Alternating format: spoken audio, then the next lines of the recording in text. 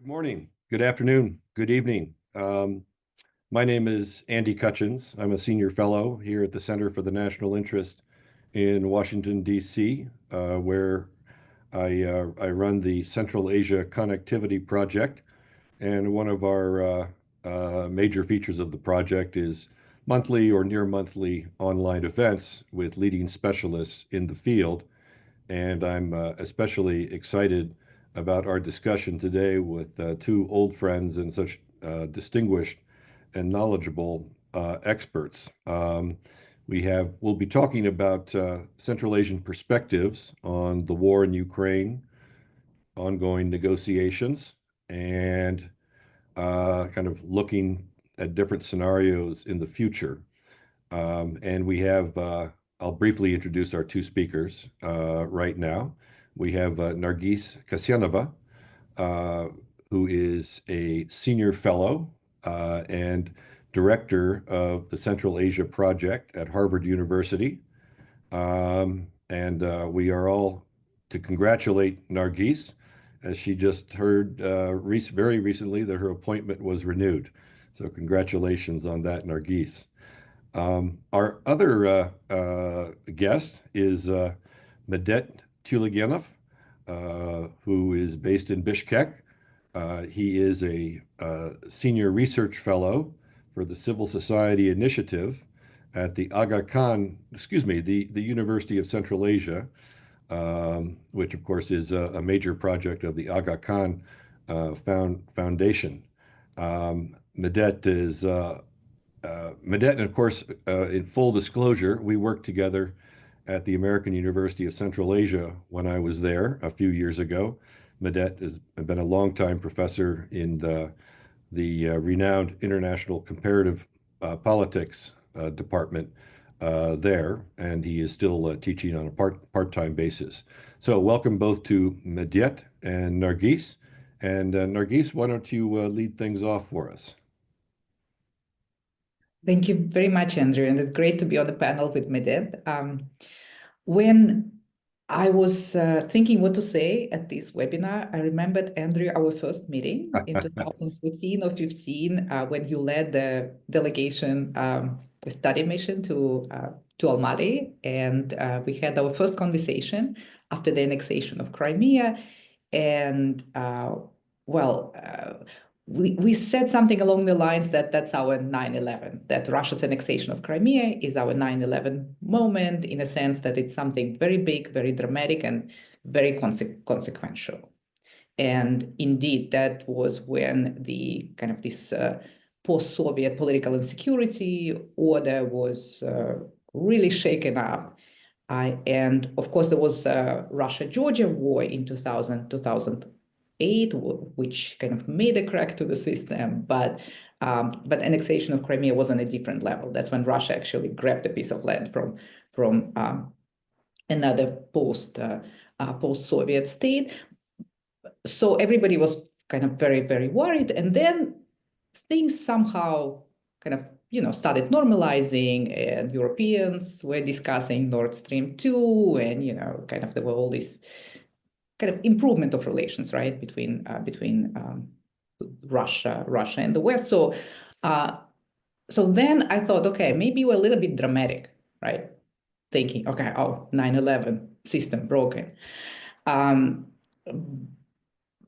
But then 2022, full-scale invasion of Ukraine took place, and then I thought, okay, actually, I think that sense that something very big happened, was right, yeah.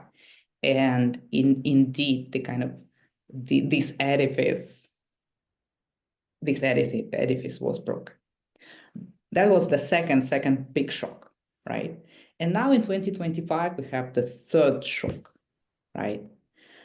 So if before we had kind of this crack in the post-Soviet security order, right? But the external environment was good, yeah, and sort of rules-based, and we could count on the West, we could count on the kind of on the UN, and all these systems to some extent. Now we live in a different world, yeah.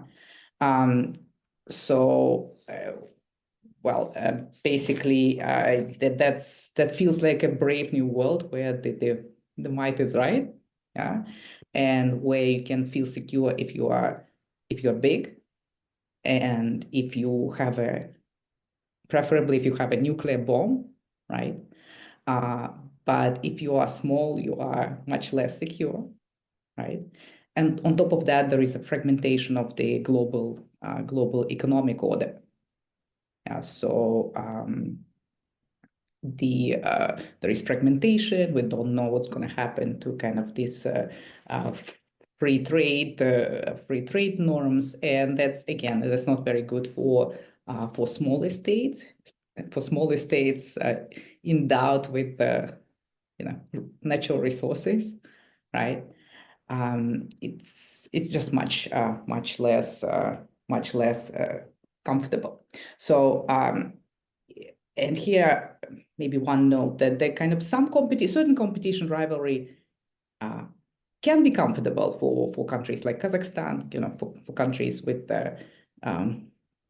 kind of low medium capacity military capacity, and with natural resources, they can play kind of these big powers against each other and sort of benefit from the competition.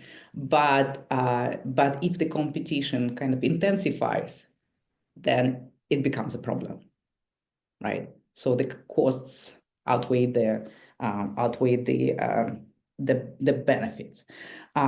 So now we live in a world where kind of the Trump administration does what it does. We all know what it is doing, right? And that makes Russia feel more emboldened, yeah, and more free, and kind of it is getting more demanding. It wants more economic assets. It wants basically more compliant behavior from Kazakhstan and other Central Asian states, and kind of other countries of the near abroad. But since kind of I'll be giving the Kazakhstan's perspective, I'll focus on Kazakhstan, and we do see more Russia. We do see more Russia in the region. Last year, Russia became the biggest investor in Kazakhstan.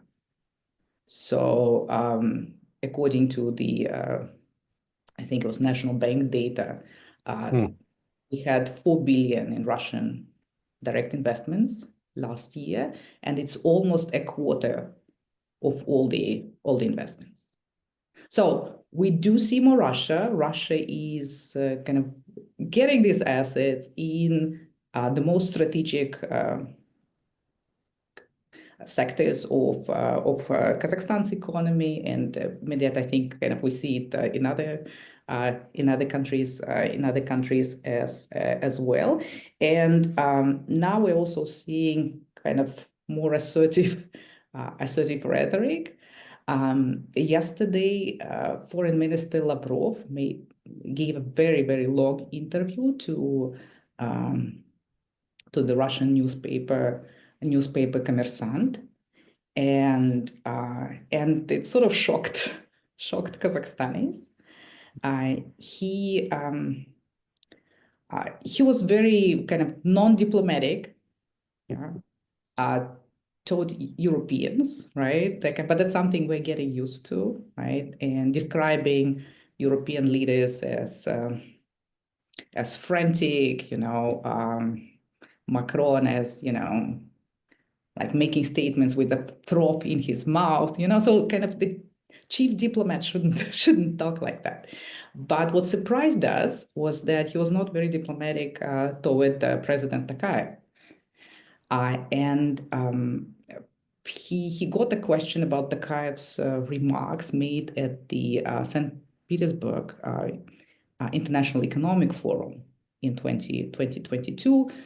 Probably you remember there was a big deal when sitting next to Putin, Tokayev said, "Look, there are two contradicting principles in the UN Charter. That's the principle of territorial integrity and the principle of self-determination. And for us, for Kazakhstan, the principle of territorial integrity has a primacy because, if you follow that other principle, then, you'll end up with chaos because there will be like 400, 500 states in the world.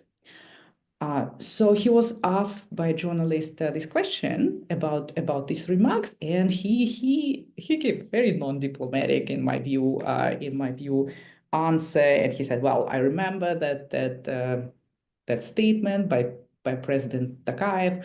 I disagreed with it, and we told our Kazakhstani friends." And for him, that means for Tokayev, there is only the right to territorial integrity. And I repeated to him that if Kazakhstan is a member of the UN, they need to respect the UN Charter in full. And if you remember, Putin didn't comment on that at the St. Petersburg forum. So here you have somebody who is not a peer to the president, sort of making a critical comment like that, sort of talking on par, which shouldn't be there, shouldn't be the case. And then he developed his developed this statement, this argument, saying that, he told Tokayev about decolonization, that the UN Charter appeared when there was this process of decolonization, it allowed for decolonization, and that these colonized areas, have the right to self-determination. So that's sort of that comes before the right to territorial integrity. And of course, now Russia is sort of riding this big decolonization discourse in general, which sort of is rich coming from Russia, which is, a major colonizer, right? And having problems. To what extent they represent the people of Chechnya or, other autonomous regions? So, and that's what, now they are saying that,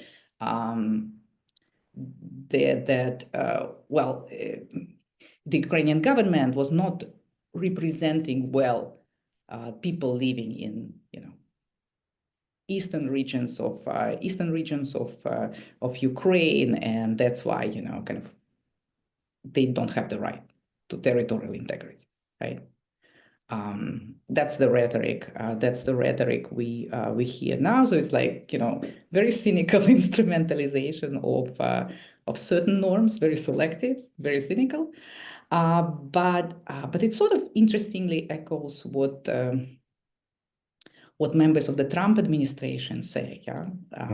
We remember Vice President J.D. Vance's statement made in Greenland, right?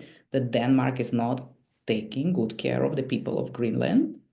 So therefore, somebody else needs to take good care of the people of Greenland. So it's like Russia is saying, okay, if you don't take care of your people, it's it's up for grabs, right? So basically that's quite worrying. And I hope. My hope is, and here I will end by outlining the most positive scenario I can imagine in this situation. The number one, that Russia despite these comments and much more assertive and non-diplomatic rhetoric coming from Lavrov, from top policymakers, that Russia does not get carried away, does not escalate, understanding that it has very good neighbors in Central Asia. Yeah, because Kazakhstan is an exemplary neighbor for Russia, always friendly, cooperative. But of course, like Canada for the United States. Exactly. That was actually, yeah. That's what I was thinking yesterday, Andrew. Like we're so good. We're just so good. So I hope there will be more rational analysis, and kind of they would be a bit more long term, right? So don't spoil a really good relationship that you have, right?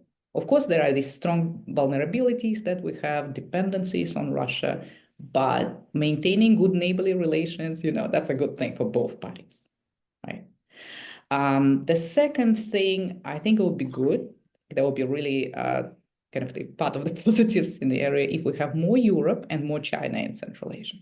Mm-hmm. And that China will serve as sort of the protector of Central Asia, yeah, and Europe will kind of counterbalance.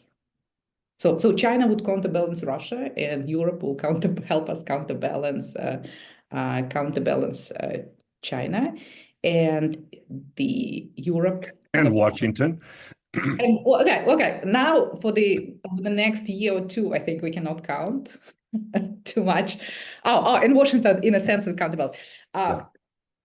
That will be also part of my positive scenario, that eventually, eventually, kind of, U.S. will be back as a Yes. leader. This too shall pass. Collective, yes, collective West, but Europe, anyways, I think it will be hedging. It seems that it's heading in this direction. Even if relations will improve, I don't think Europe would be able to count on the US to the same degree, and will be so like, kind of, okay, free riding as to this. I don't like, actually, let me retract that, but it wouldn't be so dependent on the US, on 20,000 voters in Pennsylvania. What's the saying, right? Like, so if Europe and China will get along, and they do have shared agendas, right? The kind of they need each other as trade partners. They need each other for promoting the climate agenda, energy transition agenda. So and Central Asia, if that happens, then kind of Central Asia is this natural link, right? Land link between Europe and China, and then there will be kind of this increased traffic and goods, and we will have this kind of belt, Eurasian, kind of a lower Eurasian belt that is functioning, and kind of it's we will be moving in the right direction. And the third point would be kind of increased Central Asian regional cooperation, and maybe even elements of integration, boosted by these insecurities and vulnerabilities, right? And we do have some really good really good developments. I'm sure Medet will talk about them in the region, and hopefully US. That would be the fourth point. I think the next year or two will be very tough, but maybe 3, maybe 4. But I hope that kind of the course of the US will get back. So it will be more normal, more mainstream in the observable future, and there will be kind of less disruption and more predictability in our external environment. So, but that's a very positive scenario, of course. Thanks, Nargis. I think it's especially nice to have a positive scenario. I remember well that first time we met in April of 2014, shortly after the annexation of Crimea.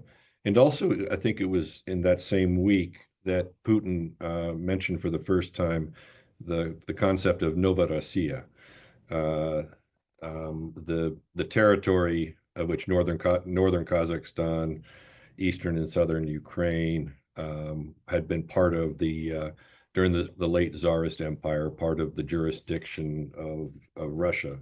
And naturally, you and your colleagues in Kazakhstan were very nervous about that. And I think I remember I said, well, the saving grace is that for Kazakhstan is that the Chinese would never allow Russia to do to Kazakhstan, even then, what they were doing to Ukraine. They have too many equities, and obviously it's a border in a very important border country for them. All right, let's turn to Medet. Okay. Good morning, or whatever time zone people are. Thanks, Andy, for inviting to this talk, and it's good to be together with Nargis, who nicely laid out a very good general background on issues related to what's happening now with war in Ukraine and how it may concern Central Asian countries, and not only Kazakhstan, and what Nargis had talked. Many things can be relevant for Kyrgyzstan as well. From which perspective, mostly I'll be transparently speaking for the next few minutes, but I think when we talk about this peace process or whatever peace deal being still not yet coming to some whatever fruitful of whatever fruits are, a fruitful end, but I think by itself it's already producing certain effects. I think generally and in Central Asia as well, because on one side it's a signaling of certain stance of the new U.S. administration in terms of what it does and what are certain changes in foreign policy directions. Of course, maybe for many people in Central Asia and with the political elite and governments as well, maybe it's not too much of a direct concern what happens directly in Ukraine, but certain changes which are, I think, coming from general approach of new foreign policy phrases, I think, which is quite rudely pragmatic. And people are talking about, oh, is it okay that Radio Free Liberty is getting denied funding, USAID is getting closed, and etc., etc. I think by itself it's already, although it's not necessarily part of what we're discussing in terms of war in Ukraine, but it's part of this new approach of new administration. I think that's something which is felt, at least in terms of certain narratives, are being now developed in regard to how can we think about developing whatever democracy, civil society, etc. And that I think is having its effect already. Now, this already mentioned about the things like boldened Russia, and of course, any processes in certain ways are affected by our sort of big strategic partner, and I think this boldened stance would be, I think, in a certain way realized in a way how Russia will deal with Central Asian countries, because in its big regional or global outreach, Central Asia basically since 2022 became the only foothold which Russia has had, because it's been retracting from many other places. But now, with certain opportunities are coming up, I think what Russia would do and how it would develop its relationships, I think, will be also a question. And of course, many things would depend on how the peace process in itself will go, what are the various scenarios, and who would gain what, who will be beneficiary of different possibilities which are being open for various actors. Because I think what has been happened, as already Nargis, I think, nicely laid out as a chronology, shock after shock, that 2022 was one shock, now it's another shock. So between chaos and certain order, I think many actors are trying to find their own way of what is a normality, what is a new normality. And then maybe they're just for various maybe actors within Central Asia and Kyrgyzstan, particularly maybe the different perspectives. Of course, some of them are hoping for, and whatever cost it would be, of the war in Ukraine. Just a couple of months ago, I was in, maybe some people who've been in Bishkek know Medina Bazaar, which is run by local and Chinese Uyghurs, and sitting over the table with one person who runs a small textile enterprise. He was hoping with Trump coming to power that at some point the ruble would become strengthened, and therefore there would be better trading opportunities with textile in Russia. And then, of course, many people are thinking about with this economic perspective. What happens with trade, what will happen with labor migrants, etc., etc. Of course, with the start of the war, things become worse in terms of getting revenues, personal income, and various business opportunities. So in that sense, I think the demands for any type of whatever peace solution, of course, people are not here from the region directly engaged in that, but the expectation to some extent, I think it's playing the overall mood in terms of that Russia is trying to maybe show that it can settle it and then try to make many benefits those who are in Central Asia, maybe to some extent engaged and connected to the situation with the war in Ukraine and the possible peace. Nagis already talked about this middle corridor and that what will happen, and then with possibilities for grain schemes which are now being operated to certain degrees would they change, and then would they cease to exist, and who would benefit, who would lose from that, and what would be the changes in possible transportation logistics, and etc. I think all of that would be, I think, part of that processes which we will see would accompany these talks, and whatever may happen with maybe some deal would or would not happen. And just maybe a couple of more points to add. I think what is important to note is that somehow the war by itself unleashed many things which will be difficult to stop with any possible, if it would be peace deal, because, for example, the decolonization discourse, which is been happening in many parts of societies, although of course is not necessarily concerns the vast part of society, but at least those who are more or less actively talking and thinking about what the war may have an effect on Central Asia. I think that's still important. And with any possible peace being reached, I think that process of decolonization discourse would not be stopped. So they change and transform. I think that's something of a consequence we could also deal and talk to, and we would pick it up. And of course, we would see how Central Asia would again be reformed within a camp which is led by Russia. And of course, we can see also how people would line up in the victory parade this year in Moscow. Because at some point, of course, it was really hard to summon some country leaders to attend these events, but now it's not an issue because just I think it was last year that presidents of Kyrgyzstan and Tajikistan were sitting next to Putin, and then some other country leaders as well. But I think now we can see with these changes in relation to these peace talks, and so these changes would affect things the way how these camps and how the re-established loyalty would be maybe more and more demanded by Russia. And of course, all of that would be based on, with that I can conclude my thoughts, will depend on this chaotic, I think, re-establishment of,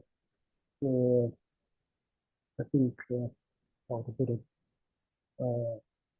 stance of the new US administration, how it would deal with not only, of course, what it does with Russia in regard to the possible peace over the war in Ukraine, but with in regard to some other relationships. So in that sense, I think Kyrgyzstan and well as many other Central Asian countries, in a certain way, they are remaining in this camp, which is led by Russia. And to whatever extent this division globally would deepen this cleavages, US, Europe, Russia, and us, China, maybe with Europe or maybe with Russia, and to what extent I think Central Asian countries would depend on certain big actors like Russia and China would be also be something to watch in regards how different actors will try to define their attitudes towards within this sense. So just maybe just to start this my thoughts and with that, and Thank you. Thank you, Medet. That was terrific. We have a really good audience, and I want to encourage those in the audience, if you have a comment or question, be concise and put it in the chat box, and I will do my best to get to everybody in the course of the next half hour. To give you some time to make your chat questions. Let me offer three questions to Nargis and Medet. Medet, you reminded me, of course, that yes, it's the 80th anniversary of the Victory Day, of the victory in Europe, and I'm wondering if you and Nargis expect Mr. Japadov and Mr. Tokayev to go to Moscow for the celebration. The other two questions are a little more involved. One is, we had a very good presentation here last Thursday by the former Uzbek ambassador to the United States, Javlan Vahabov, who's now the managing director of the International Institute for Central Asia back in Tashkent. And he talked a lot about the integrative processes going on within Central Asia. And we've discussed that over the course of this past year in this venue. And I was really impressed. And it seems like one stimulus, of course, was when Mr. Karimov left the scene and was succeeded by Mr. Mirziyoyev in Uzbekistan. The Uzbek foreign policy approach changed quite considerably and was has been much more supportive of cooperative efforts and integrative efforts within Central Asia. But I'm wondering to what extent the two of you see the war in Ukraine starting 3 years ago as a further stimulus to this process. And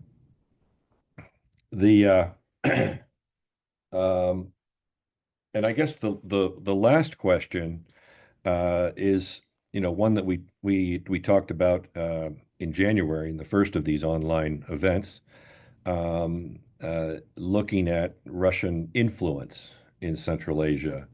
And at the time, there had been kind of sort of I don't necessarily agree with this, but I'll just throw it out there. But a lot of kind of the conventional wisdom seemed to be that Russia was losing influence. I was skeptical of that. And Donna Maslimova and Eric McGlinchey made some interesting remarks suggesting that Russian influence is actually increasing in ways. And you alluded to that, Nargis, with the economic investment number in Kazakhstan, for example. Also, I'm wondering about the large population of Russian migrants into Central Asia and how that is playing out. But maybe if you could spend a little more time on trying to assess Russian influence up or down, or sort of status quo in the region. Thanks. Why don't we let's start again with you, Nargis, then we'll turn to Medet. Okay, well, thank you for the questions. The first one on the victory parade. I think the chances are high. It's an important parade, but let's see how kind of what happens before May. So many things happen, and it's kind of fluid. But if I bet the money, probably I would put kind of this I would put my my $10 on President Tokayev going attending the parade. The question about I think it was on regional in kind of regional cooperation, right? Kind of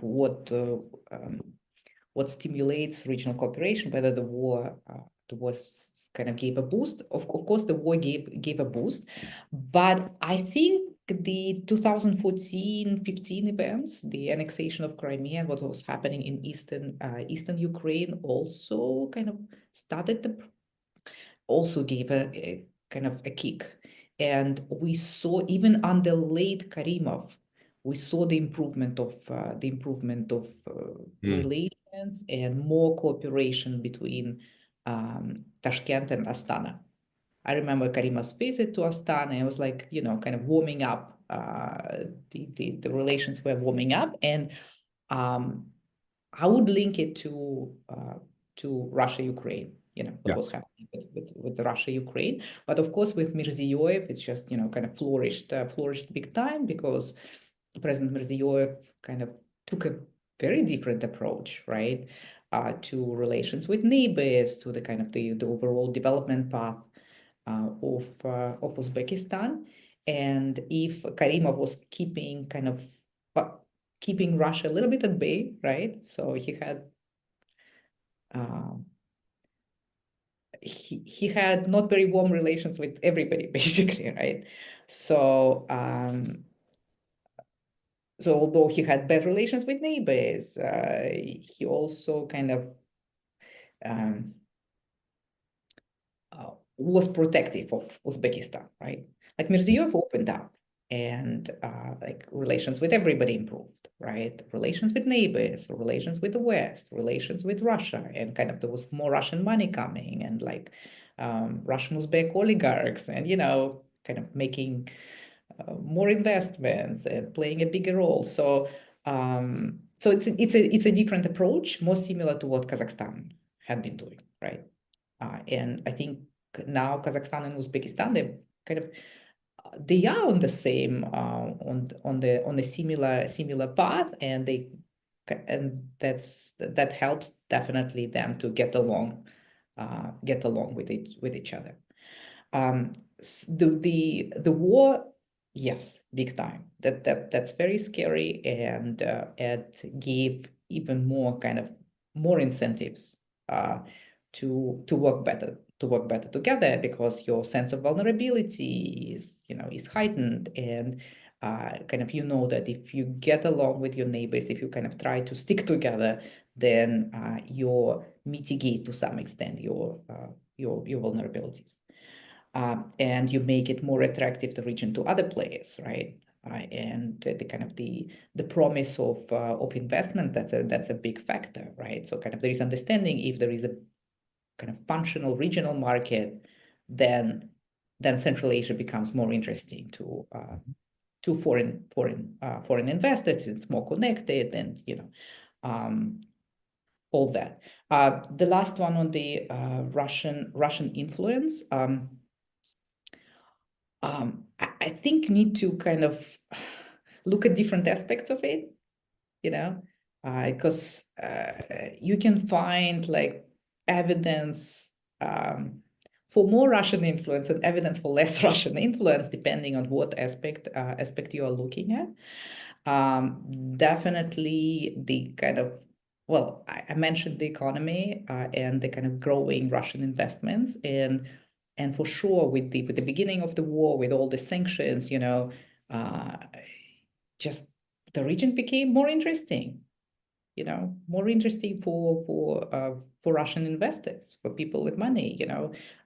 Companies moved to the region, and because before they had the larger, they had Europe, they had a larger playing field. Now they were more constrained, and the region became more interesting. And that's sort of a problem, that Russian money is available now for the countries of the region.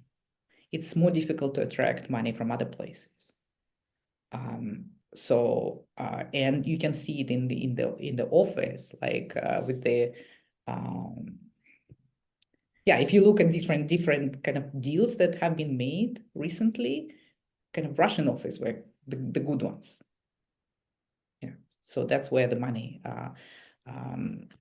can come from now. So there is that, but at the same time, Medved talked about decolonization. Definitely it's happening. there is a considerable chunk of the population who sympathize with Ukraine, yeah, who have this kind of who are critical, yeah, critical toward Russia. So it's divided now. Kind of our societies are now divided, right? So there are kind of pro-Russian. Pro-Russian people who watch Russian TV and kind of absorbed this Russian discourses, but they're also kind of the part that is like very strongly anti-Russian and pro-Ukrainian, and some are kind of coming from the liberal camp, others coming from the nationalist camp. So it's and there is less like goodwill. So it's not coming like you can comply with what Russia wants, right? But would you do it like voluntarily? Is it real soft power, right? Do you see Russia as like genuinely the leader of the region, right? What Medved said, Russia-led region. I think it's less and less that. It's more kind of real pressure, bordering on coercion, and kind of less of this. Okay, genuinely, Russia is the leader, So, and China now looks better, right? Like China is a big neighbor that is like more benevolent, more predictable, more respectable. So definitely with the war, kind of this balance shifted, and I think you can kind of see the region leaning more onto China. Yes, the Russians have always had a rather hard-edged perspective on soft power, to put it lightly. And just on the note on your previous comments, Nargis, yes, when Sergei Lavrov and Vladimir Putin start talking about decolonization, watch out. Medved. Yeah, just to add a little bit what Nargis said. Well, Japan is going to 2028, so Okay. second, and even for that, Well, I'll make my bets in Vegas. Yeah, even for that, the victory parade in Bishkek has been shifted to the 8th, which irritates some people in Bishkek long for these 3 months in Bishkek. So when it comes to Central Asian integration, I agree with Sergey that it's been already ongoing before 2022.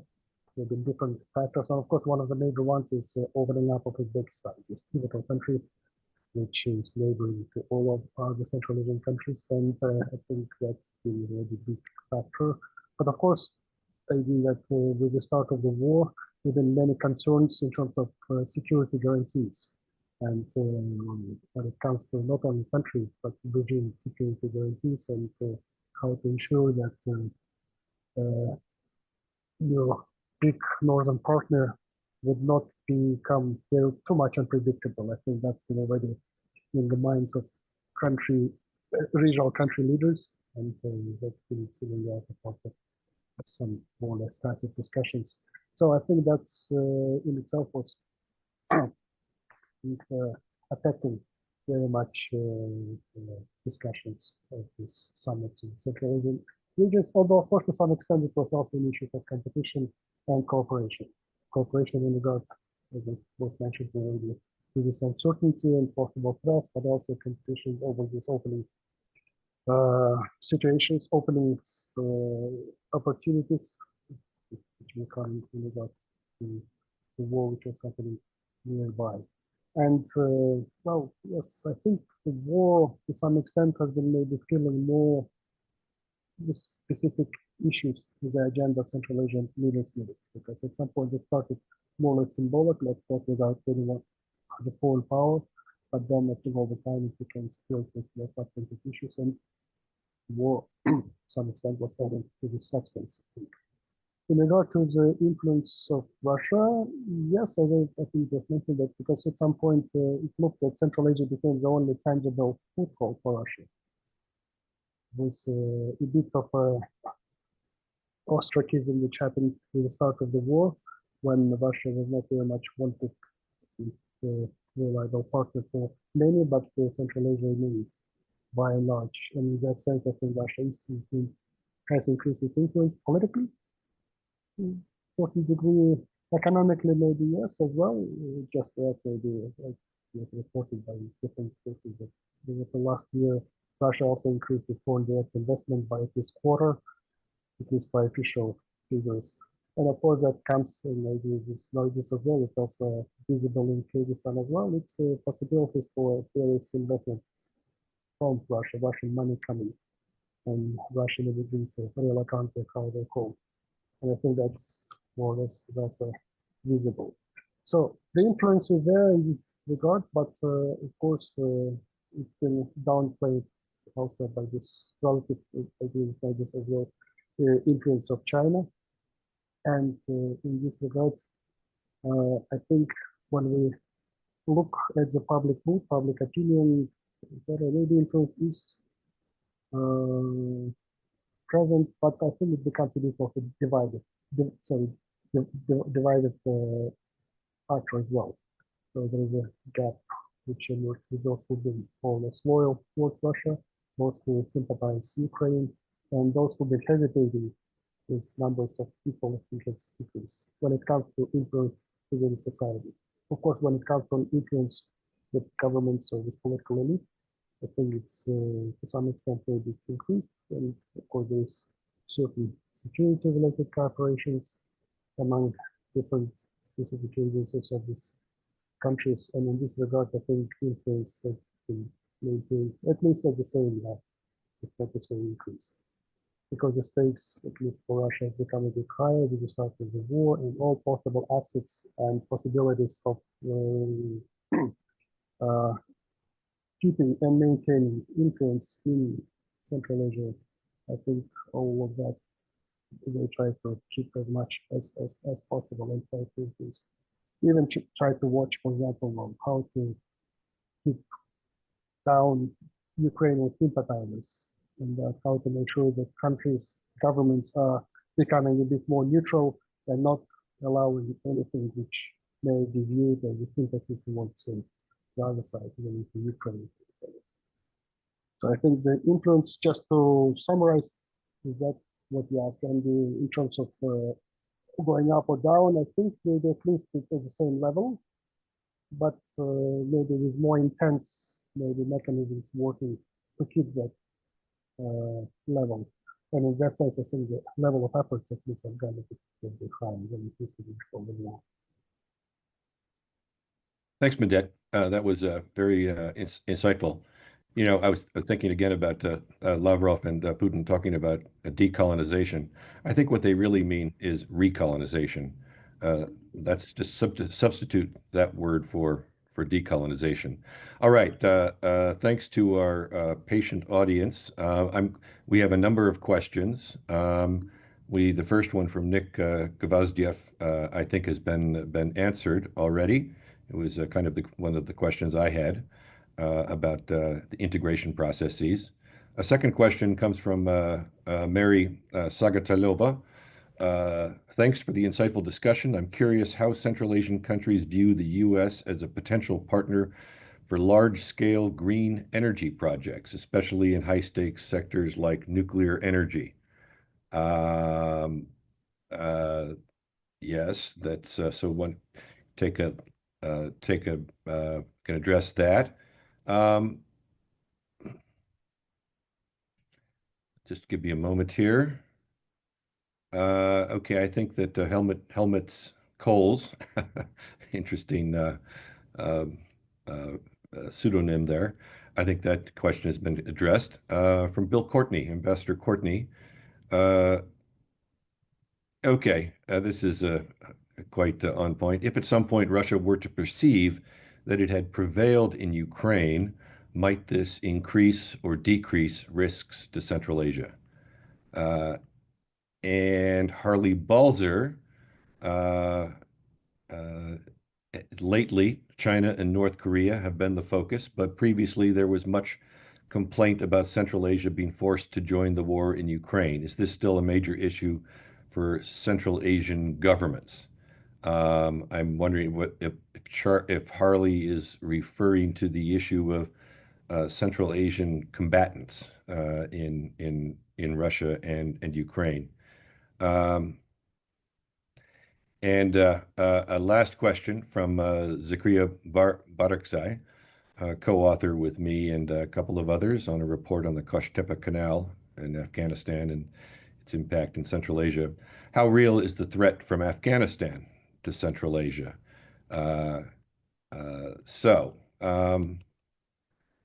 You don't need to answer all of those questions each, but let me hand it over to you for another round of responses. Nargis, why don't we continue with you taking a cut? So US is a potential partner for large-scale clean energy projects, especially in high-stakes sector like nuclear energy. Well, with renewables is not the word that the that the administration likes. I don't know how much support will be Ours coming. or yours? No, ours are okay. Ours are good. You know, we're good actually. But there was a big USAID project supporting energy transition. Now it's probably closed. Yeah, DFC. I don't know if DFC will be supporting this project. Probably not in the in the near future. But with nuclear, I think the promise is there, especially with the small.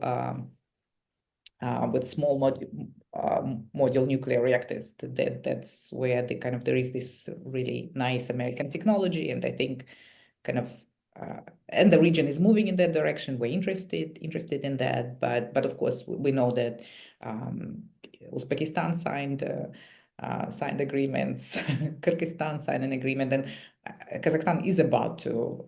The chances are also high that Rosatom will be building. Well, we'll see what's going to happen, because President Tokayev said that it will be better to have a consortium, and there are 4 candidates, but we'll see what's going to happen. I think Russia has good kind of chances. Agree. Ambassador Courtney's question. Well, if Russia were to perceive that it had prevailed in Ukraine, might it decrease risks in Central Asia? That's a great question, and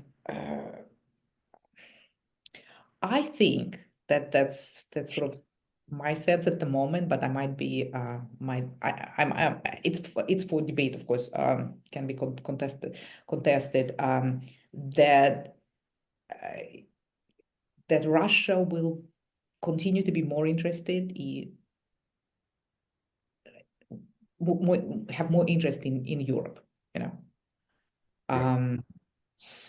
because I think that it would be seen that there is plenty to do in Europe, and it will ride this wave, because it still feels pretty secure in Central Asia. Central Asia is not going anywhere.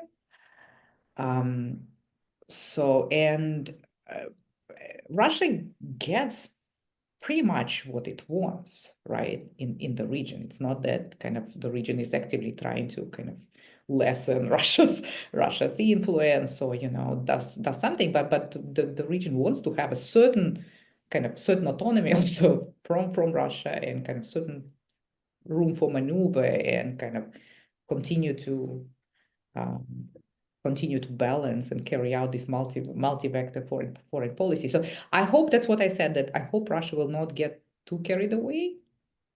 A bit like this woman in Pushkin's tale, and that had these wishes and was asking the goldfish to deliver, and like her wishes were escalating, and then she was left with nothing, right? So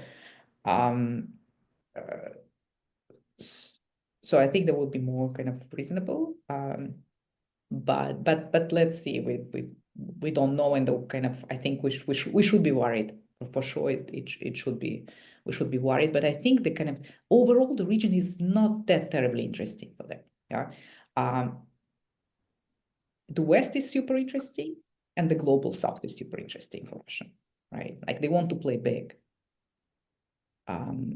So we are their backyard. We're not that exciting, and my kind of that's my best hope that they will not find the region exciting, an exciting kind of playground. So that's yeah. Let me give the floor to Medit, and I'm happy to answer other questions, but I think it'll be fair if Medit does first. Medit. Yeah, maybe I'll add my couple of cents and some other couple of questions. And in terms of Helmut Kohl's question about the imperial ambitions, I think we slightly touched that as well. But to add further, I think, yes, I think maybe it is intensifying, but of course, it comes in different ways and forms. One example, and it comes maybe as illustrative cases in a number of Central Asian countries. When it comes to defend, for example, the status of Russian language, Russian schools, and etc. I think that's to some extent also a projection towards its own audience, because sometimes when certain statements even made by MFA people in Moscow, it's often maybe to local audience rather than maybe to external audience. But also, I think it's also reflects this intensification of these imperial ambitions, and others, external forces, of course, they're trying to play in a way how they can do it. And what was mentioned by Helmut here, C5 plus whatever, these formats have been already for a number of years, and of course, these are most visible ways of how they're trying to work with that, each of these approaches. So when it comes to Central Asian being forced to join the war, I think it's often also an issue that happens with migrants, and Central Asian migrants in Russia. And I think to some extent it also maybe have played to this a bit mixed imperial approach, because the recent harsh treatment of Central Asian migrants, for example, in Russia, to one extent, it's goes contrary to imperial approach, but to some extent, maybe sending its own signal to its own audience. So I think in this sense, there's certainly maybe a dilemma, which I think of the plan, is a plan in a certain strategic manner over that, how to combine and play this nicely together imperialism with xenophobia. It's a bit problematic. And when forced participation in the war happens, I think it mostly concerns migrants who want to be in Russia. But of course, when governments are faced with that, they're mostly faced when they see certain specific cases, like what was happening in Kyrgyzstan a year and a half ago. One person was tried and then sentenced in Kyrgyzstan for being a mercenary in another country, which is a criminal case. But then Russia interfered, and then he was released, and I think he was given eventually Russian citizenship. So in that sense, I think governments like in Kyrgyzstan, they're trying to play certain form of independence.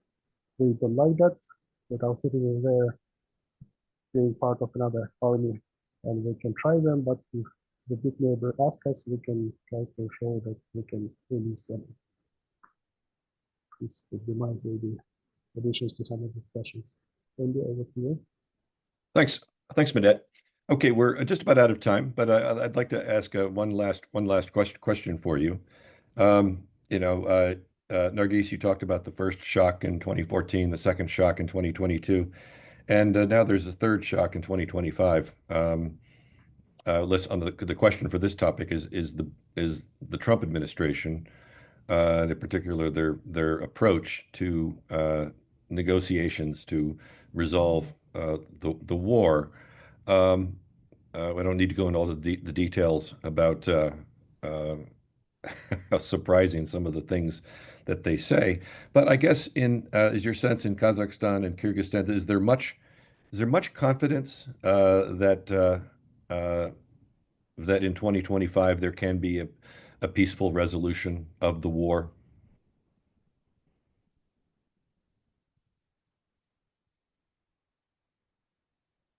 Well, I'm based here, so Yes, you're in Harvard.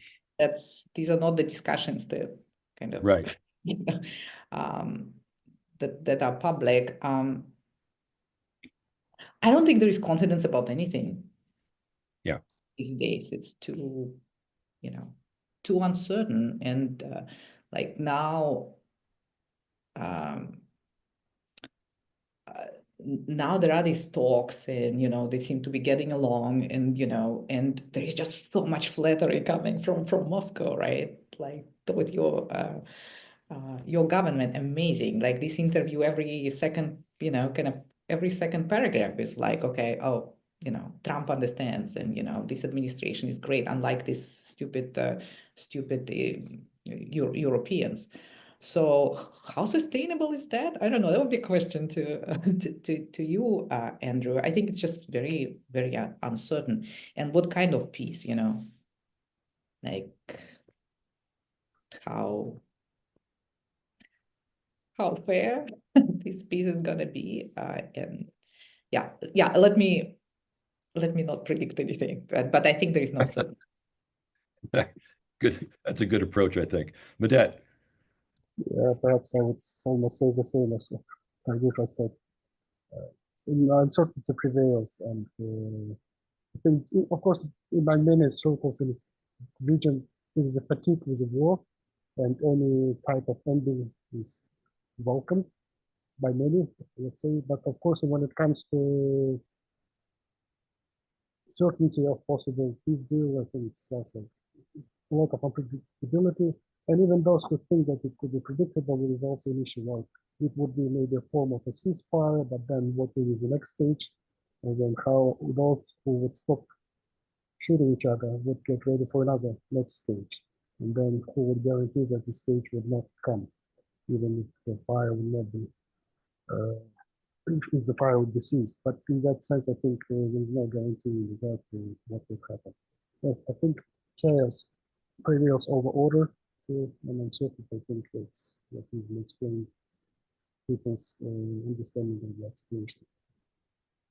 Yeah, I think there's a lot of appropriate caution about calling up Las Vegas to make the bet that the war will be peacefully resolved. I can imagine and I wrote about this about a month ago in the National Interest, a path, but so far Trump is not. I mean, if Trump were to make it credible in the mind of Vladimir Putin that he is ready to use the stick, and I'm not so much the stick of further sanctions, but the stick of I would arm the Ukrainians in ways that Joe Biden never would, since you are not cooperating, with this process, Mr. Putin.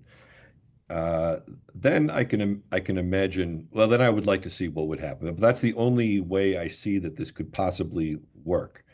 Um, but so far there's been nothing to suggest, nothing that's been said by the administration officials, even in the wake of the two bombings in the past week, with the large civilian deaths in Kryvyi Rih and elsewhere in Ukraine. Okay, it is time for us to wrap up. Thank you very much, Nargis and Medjet, for sharing your very thoughtful and insightful perspectives this morning, afternoon, evening with us. And thank you to the audience for tuning in and providing very thoughtful questions as well.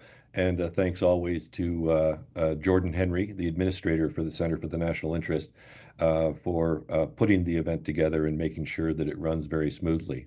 Thanks so much again, and I look forward to talking with you all soon. Bye-bye. Thank you, Andrew and Jordan. Thanks.